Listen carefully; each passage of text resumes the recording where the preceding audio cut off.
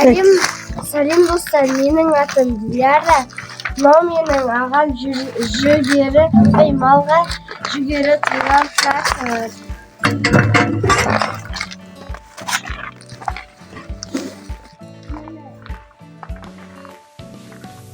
Бұл отын барып жатыр.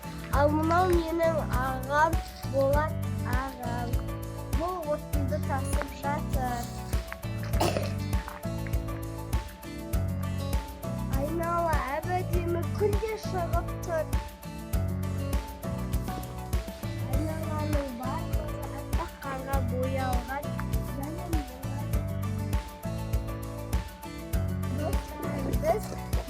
Мен екі сіңіліммен шанамды теңдейміз.